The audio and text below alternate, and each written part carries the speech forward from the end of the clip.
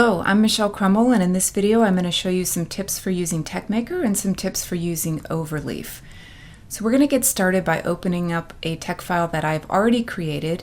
TechMaker is set to be the default program that will open tech files that are stored on my computer. So if I double click on this file, it's automatically going to launch TechMaker and open the file within TechMaker. So here is a file, and this is what our TechMaker window looks like. Yours might look a little different because I may have changed some options, some of my viewing options. So in terms of what you see on the screen right now, you can change that with these four buttons at the bottom. If we open up the structure panel over here, we see first of all our file structure, and right now I just have my tech file here. I don't have anything else added in here. If I click on some of these other buttons, we're going to see a list of symbols, and if I click on one of these symbols, it's going to insert the code for that symbol. So I want to think about where I'm going to insert this. Let's just insert it at the end of this first list item. So this particular symbol requires math mode. So I'm going to hit $, and then let's say I forgot the symbol for plus or minus. I can come over here, click on plus or minus, and it's going to insert the code for that symbol for me right here. And now when I compile, I should see the plus or minus appear. So to compile my document, I have a few options. What I usually use is just F1. F1 is keyboard shortcut that is going to run the code for me. So I hit F1 on my keyboard, and my document compiles, and I can see the result over here. And sure enough, I've got that plus or minus symbol right over here. Another way that I can compile my code is using the quick build option up here.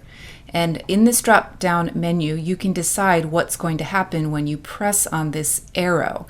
So I like to have it set to quick build, and quick build is going to do two things. It's going to run the code, it's going to turn it into the PDF, and then it's going to show me the PDF.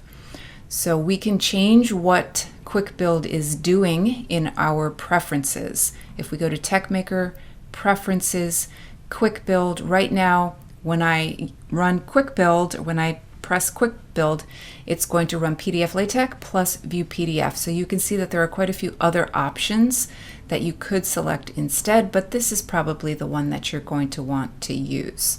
So I would hit this arrow right here, and that, like I said, is going to run the code and then show me the PDF. Now if let's say I take away the plus or minus. Okay, so now when I run my code, it should remove that plus or minus symbol, and I should not see it on my PDF. If I come over here, view PDF, and I click that, nothing changed. I still have the plus or minus there, even though it's not over here in the code. And that's because view PDF does not recompile your document. It only shows you the PDF from the last successful compile. I have not recompiled. So just clicking on this arrow right here is not going to do anything but show you the PDF from the last time you compiled. It's not going to recompile. So you have to make sure you're clicking on this arrow, not this one over here. Click on this one, or like I said, use your keyboard shortcut of F1, and that recompiles, and we can see the plus or minus symbol has disappeared.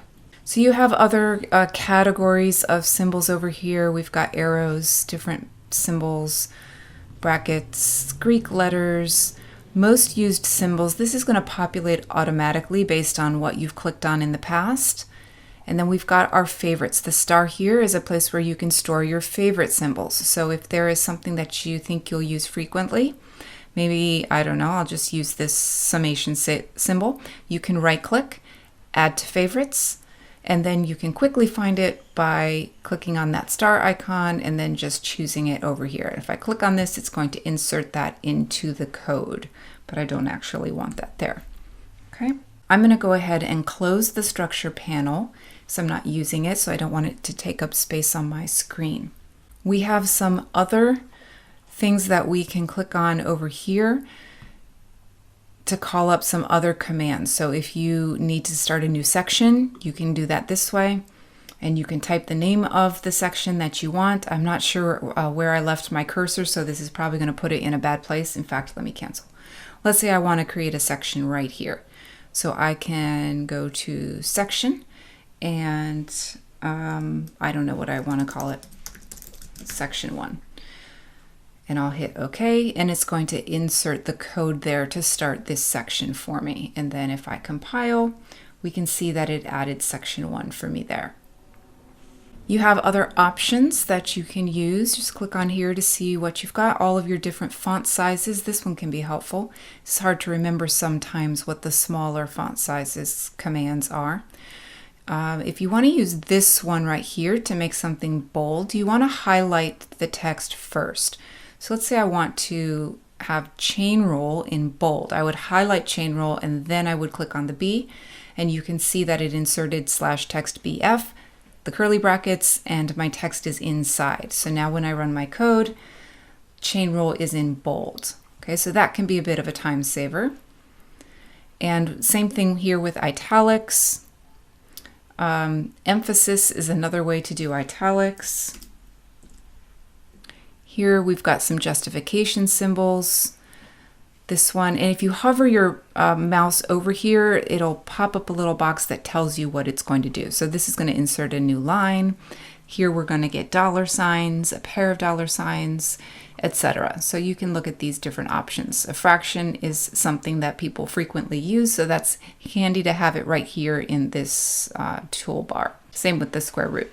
But remember in TeXmaker, when you start typing a command, so let's say we want a square root, we've opened math mode with a $sign. If I start typing \SQ, it's going to pop up some suggestions for me. So the top one would be for an nth root, and the bottom one would just be for a square root. So that would give me the square root of x. So you can decide if it's faster to just type it by hand or maybe to click on some of the buttons over here. Before we look at some of the other things in our menus, let's go ahead and open the TeXmaker preferences and see what we have going on there. Under this Commands tab, I just want to point out that you do have the option with your PDF viewer to use the built-in viewer or an external viewer. When you use the built-in viewer, that's what allows the PDF to show up in this pane over here on the right, which again you can toggle on and off at will. If I switch to an external viewer, let me go back into my preferences. If I switch to an external viewer, and it's one or the other, you can't have both selected. The external viewer is going to, when I ask to view the PDF, it's going to open it up in a different application outside of TeXmaker.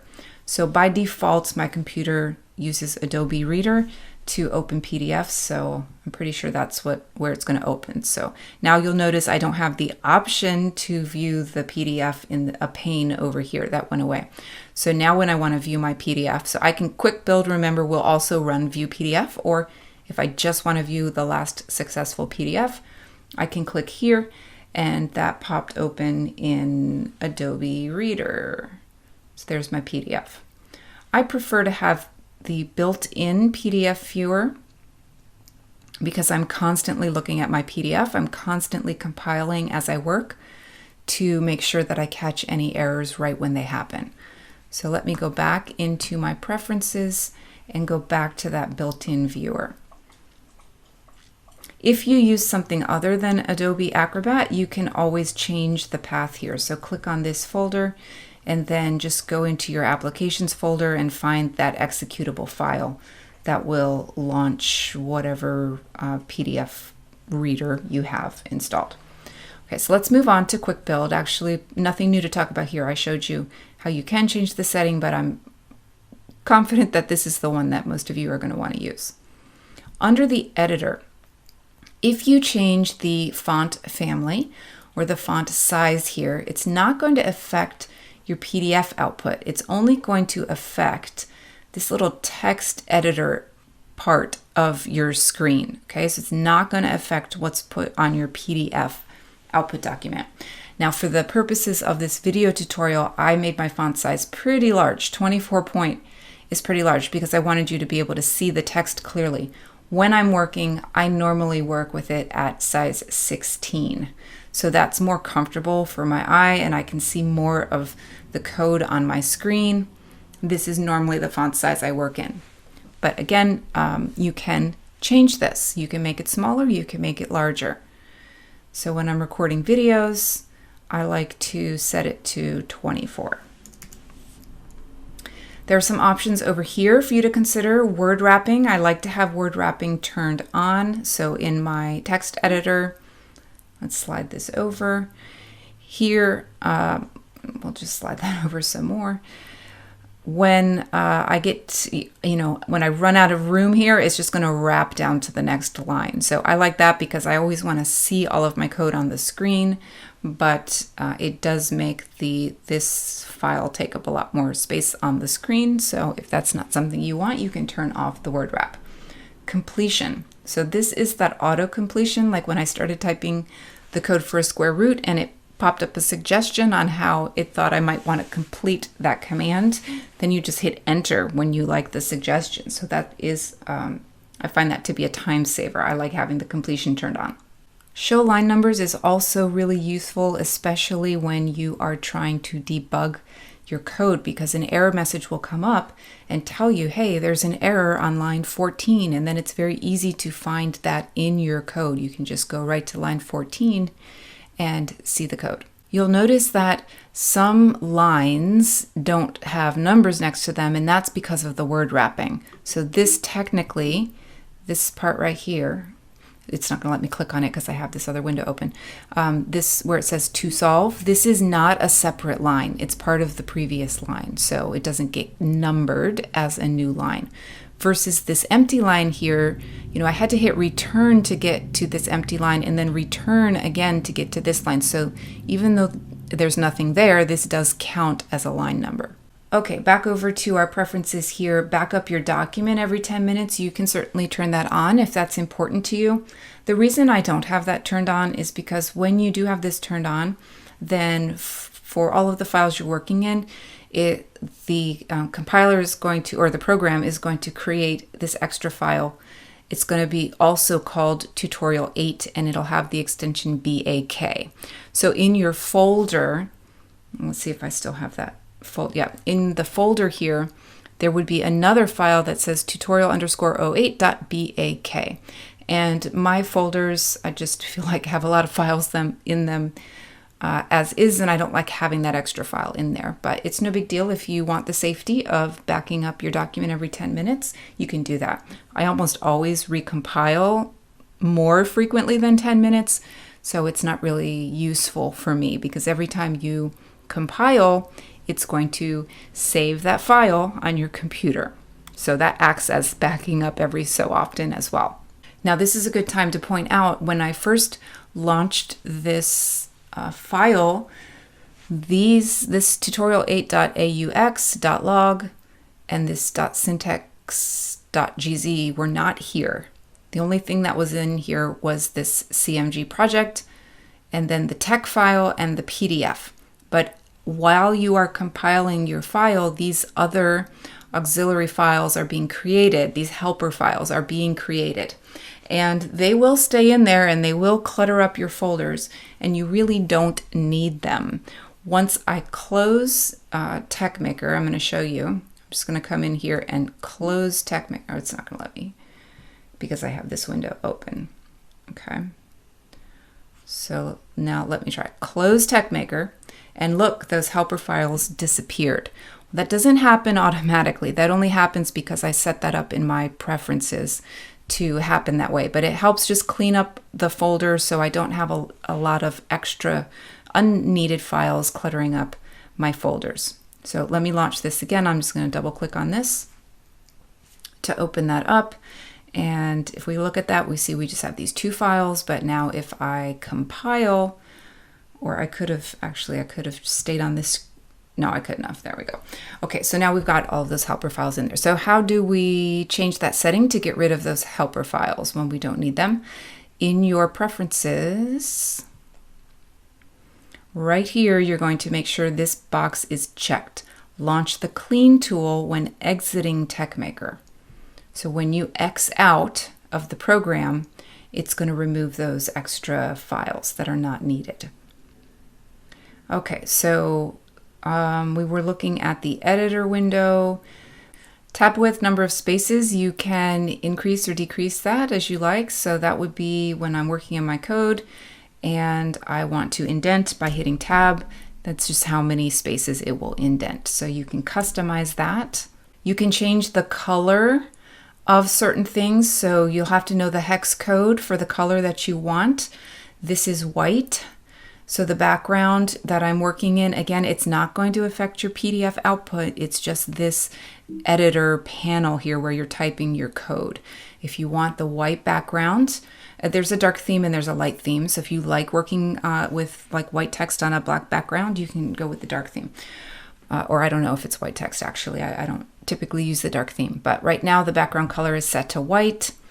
The highlighted line, I forget what color that is. That might be correct. I don't remember. This is black. This is gray.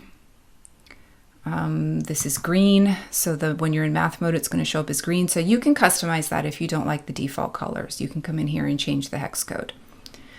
Okay, and then the shortcuts tab here is just going to give you a list of keyboard shortcuts. And if there's something that you find you're doing frequently and there's not already a keyboard shortcut for it, you can add a keyboard shortcut for it. So the things that say none, you can click on that and then you can define your own custom keyboard shortcut. All right, so that takes care of preferences. And we've looked at this toolbar. We sort of talked about the important stuff on this toolbar. What have we got up here? So TechMaker, this is where we found preferences. If you're on the Windows version, you may have to go to options to find preferences. At least that's the way it used to be. But on the Mac, it's TechMaker and then preferences. File, we've got standard stuff here. Edit, these 4 commands are very helpful and I use the keyboard shortcuts for these all the time. So if you want to comment out a line, let's say, for example, I don't want these last 4 items in my list to show up on my PDF. I can use the keyboard shortcut, which is Command T, and it's going to put a % at the beginning of each line.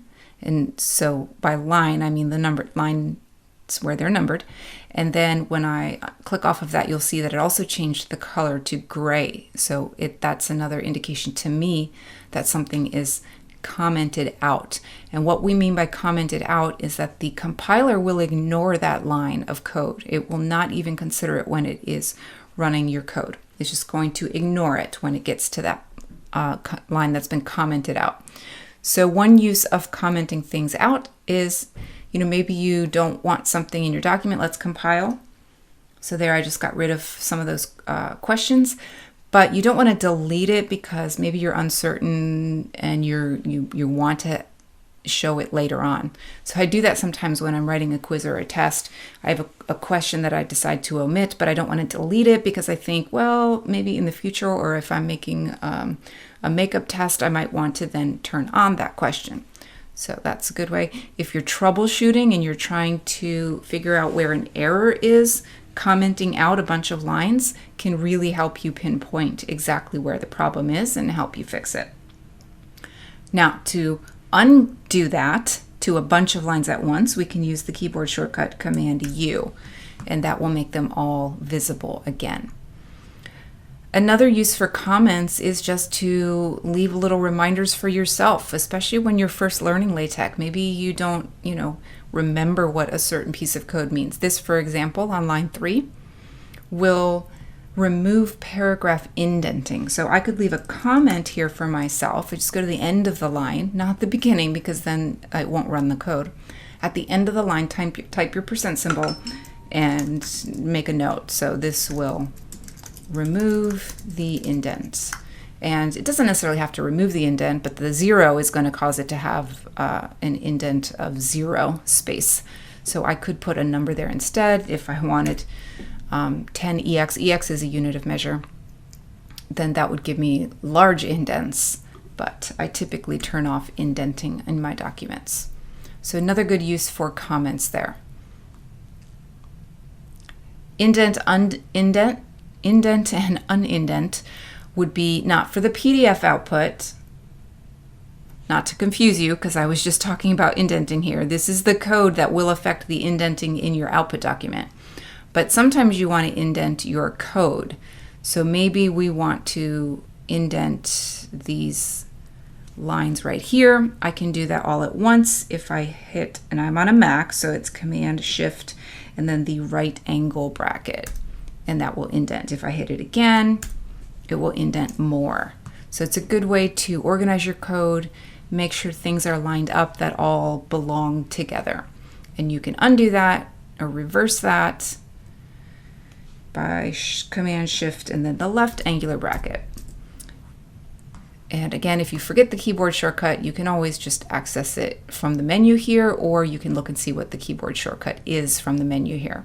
Under the LaTeX menu here, you've got all kinds of different options. If you forget the code for something, you've got it right here. You can just click on it and it'll insert the code for you. I don't know where my cursor is at the moment. Let's put my cursor in a good place. Well, we'll just put it at the end of that sentence there. Okay, so one that I find hard to remember, I have a lot of this stuff memorized, but one that I find hard to remember sometimes are the international accents. And this comes up when I'm trying to type L'Hôpital's rule. So for L'Hôpital's rule, we need a special accent over the O, and this is the command right here. I'll just put an O there. So it's capital L apostrophe H-O, but it's the accented O, L'Hôpital. And then let's build that, and we can see it right there. It's got the special accent over the O. So the pull-down menus are great for things that you don't use too often. You don't remember what the code for them are.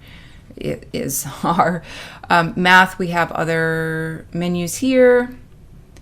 If you just kind of hover over, you'll see what's available there. The wizard is cool. I'm going to just close this document. I'm not going to close TeXmaker. I just want to close this document. And let's start a new document. So this old PDF is just hanging out over here just because I haven't recompiled something yet. So let's start a new document. So I'll just click the new, and we can start from scratch, or we can use this wizard to get started. Quick start. It's going to ask me for some basic settings. We want to use the document class article. If you're doing a slide presentation, you would use Beamer, but we have article, and you've got some options here. You don't have to use any of these options. You can ignore that if you don't need it. I don't see anything here that I want. You can decide if you want to go 10, 11, or 12 point. Let's go 12 point just so this is a little bigger for the video. Paper size, you can choose the size of paper that you would be printing on. So in the US, we use letter paper. The author, if you want to include that, if you know that you want to include your name in your document, you can do that. If you know the title of your document, I mean, you probably do. This one that we're working on is critical thinking question, or we'll just say IB Math Analysis and Approaches. HL. Okay, geometry package. Do you want to load the geometry package? That's pretty useful. And then you can specify all of your margin sizes, although I don't like the ones that are being offered here. I would prefer 1-inch margins. And if I want them all to be 1 inch, I can just say margin equals 1 inch. AMS packages, absolutely, I always include those. The GraphicX package, if you're going to have images in your file, so that one is useful, and that's all I need. I'm going to hit OK, and I've got some basic stuff here to get me started. I usually like to space out things a little bit here. After my packages, I'll leave an empty line. Okay, that looks good. And if this, I don't know what's going to happen with the dot here. Let's see if we get an error. Yeah, we do. Oh, but for a different reason. It won't compile your document if you haven't saved it and named it. So you got that could not start the command error. It looks like, hey, I have code here. Why aren't you compiling? And it looks like it has a name, but it actually doesn't. I have not saved this file yet and named it. So we have to do that. So do File, Save As, And then, sure, let's put it in the same folder, tutorial _ 08B. And we'll save that. Okay, so now my file is named. Never, never, never, never use spaces in your file name. You'll notice I put the underscore there instead of typing a space. Do not put spaces in your tech file names or your image file names. It can cause issues. Okay, now let's see if this dot is going to still result in an error. It does not. Okay, so sometimes people message me and they did something like this, and then they try and compile and they get an error. Oh, now it's not going to work because it still remembers this. But if that happens to you, the reason that you're getting a compiling error here is because you haven't actually typed anything between your begin document and your end document. It looks like, you have typed a lot of stuff up here, but this is what we call the preamble. The part of the code that comes before begin document is just your preamble. It's like presetting certain things up. And you can't run the code unless you actually have something in between your begin and end document. So even if it's something simple like hello, and then we can run that and no issues there. Okay, so quick start. There we go. Quick start can be a helpful way to get you started from a blank document. And you've got an option to do a quick start for a Beamer presentation and some other options as well. If you want to insert a table, you can also use the wizard there. Quick tabular is going to bring up this window, and you can enter how many rows and columns you want in your table, and you've got other options here if you want to align the contents of your cells left, right, or centered, or if you want them to be in like paragraph form. If you're not entering numeric values, if you're entering text, you might want to switch to paragraph, and where you define the width of your columns there. You can also merge some columns. You can decide if you want a border on the left and the right and at the top and at the bottom. So you can have all of those or none of those or some, but not all. And you can check what you want there. You can add a vertical margin for each row if you want that. And when you click on OK, you can even come up here and type, I think, can you type contents? Yeah, absolutely. You can even type the contents of your table. Now that should be in math mode. So tables can be a little bit tricky to code by hand. Why is that not cooperating? So this is really nice to have sort of a visual way to create your table, and then you hit OK and it's going to insert the code for you. At least it's a good way to get started. You can add more columns. You can obviously edit this table now in any way that you like. So let's take a look at that. There we are. It's pretty simple.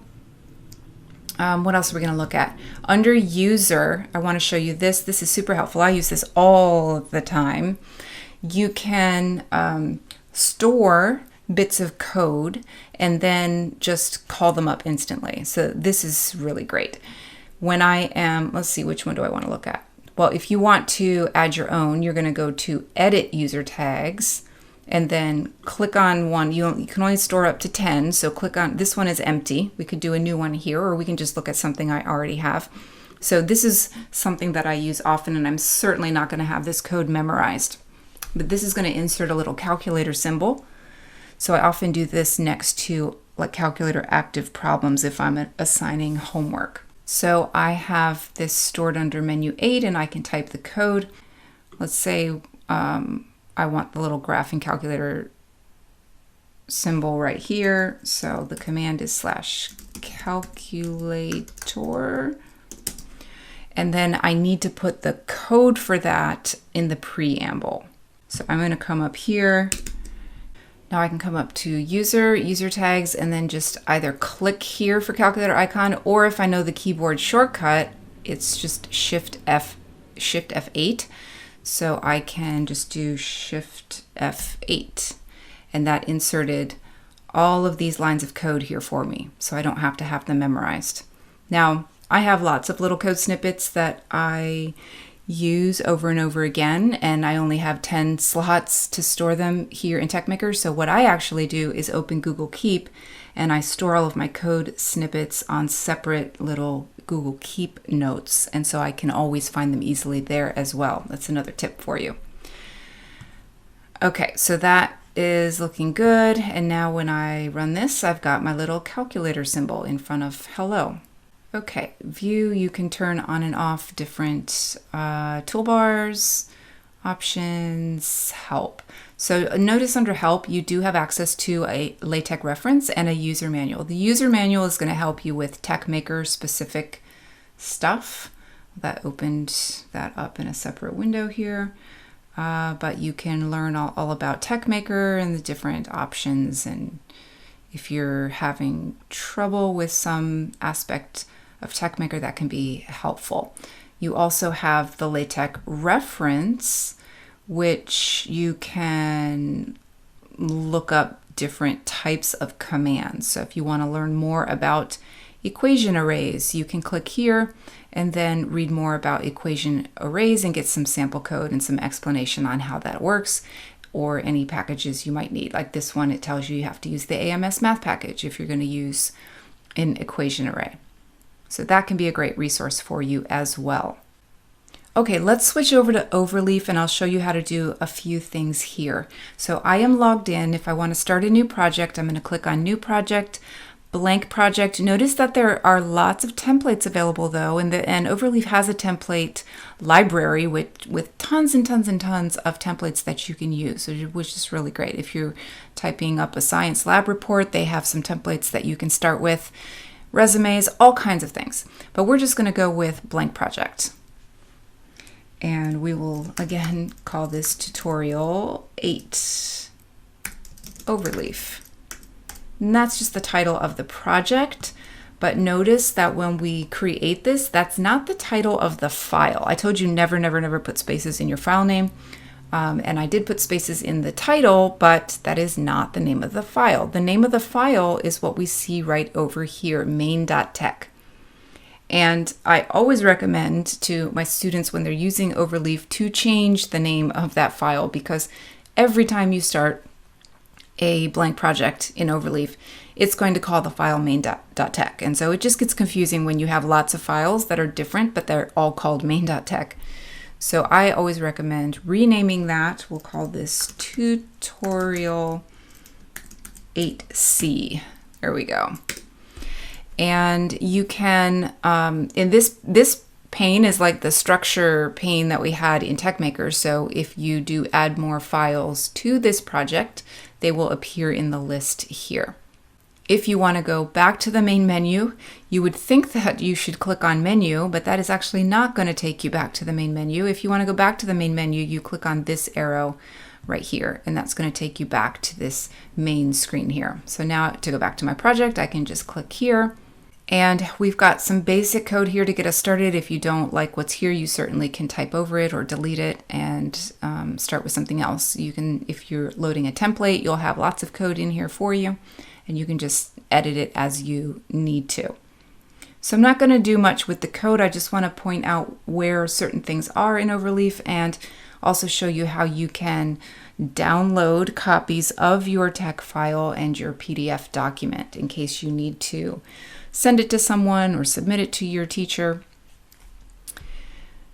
This panel right here, just like in TeXmaker, is where we're typing our code, and you have the option to switch to the rich text editor. I don't recommend this, but I guess it can be helpful if you're really, kind of unsure of what something is going to look like, and maybe it's not compiling because there's an error. This might give you an idea of what your work is going to look like, but I recommend sticking to source and just working with the actual code here.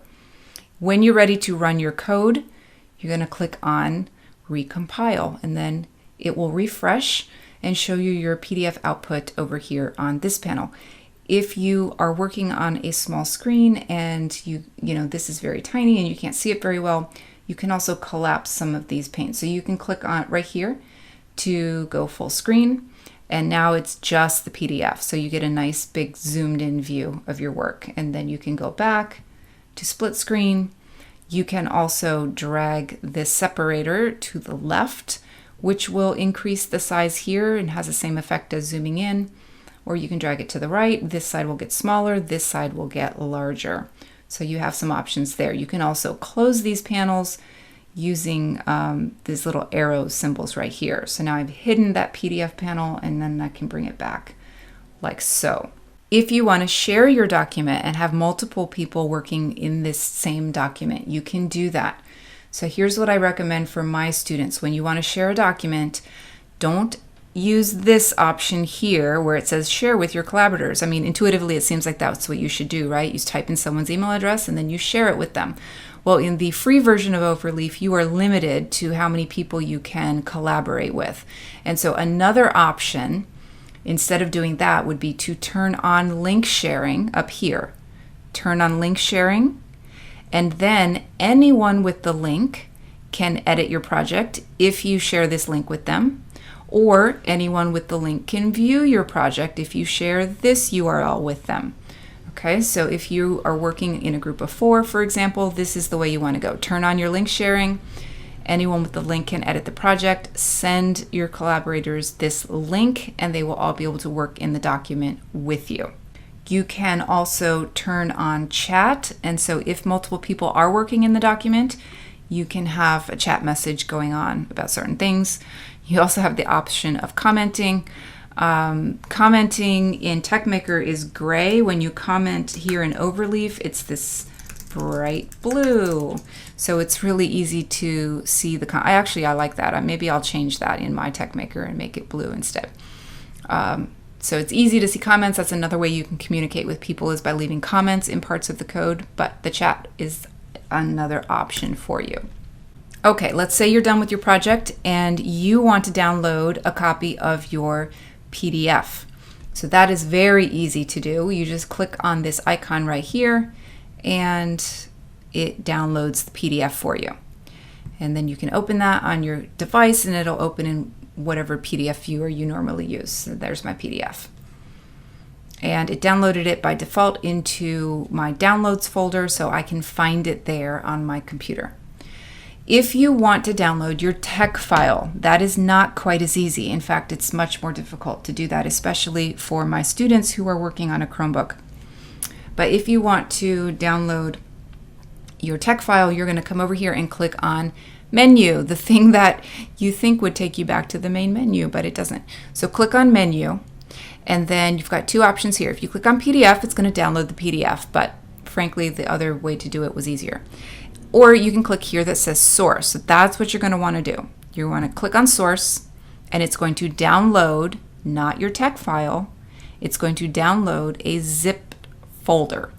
And in that zip folder, you will find any of the files listed here. So if you've uploaded images or you have multiple TeX files here or whatever files here, any files you have here that are associated with this project, when you click on Source, it's going to download all of them in a single folder and zip that folder and send you the zipped folder. So that folder is called Tutorial 8 Overleaf, that's the title of my project, .zip. Now on a Mac, this is really easy to deal with. So I just find it. I just clicked on that and said show in Finder, but you can also just go to your downloads folder and it's right here, Tutorial 8 Overleaf.zip. All I have to do on my Mac is double click on that and it unzips it. And actually, when there's more than one folder, it looks a little different. So let's go back here and add something. Let's add an image in here. I'm going to upload, and I'm just going to drag an image from my desktop. Okay, so I've added an image here, and I warned you not to have spaces in your file name, so I'm going to rename this.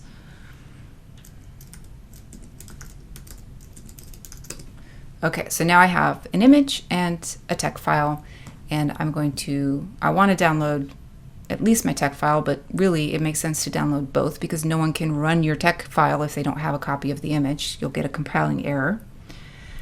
Okay, so let's try this again. All I have to do is click on this and it's going to, this was the zipped file. I already had one with the same name, so that's why I put the one at the end. This is the zipped file. And when I double clicked on it, it unzipped it, or sometimes we call that extracting. But now I just have a regular folder. This is not zipped anymore. So when I look inside that folder, I see all of my individual files. I've got my text file and I have my image file. What I don't have here is my PDF. This doesn't make sense to me. Why don't they just don't also include the PDF as part of this? That would be nice, but if you need both, you're going to have to download them separately. Okay, so now you have access. This is in my downloads folder. I can move it anywhere else I want to on my computer. I can upload it into Google Drive. I can upload it into my learning management system like Canvas, or really I can do anything I want with it. And to get back to our text file, just click on it and then that will make that the active file again. So I think that covers everything I wanted to show you in Overleaf. And I hope you're able to use some of these tips to help you work more efficiently. Thanks for tuning in, and next time we'll be looking at some specialized calculus notation.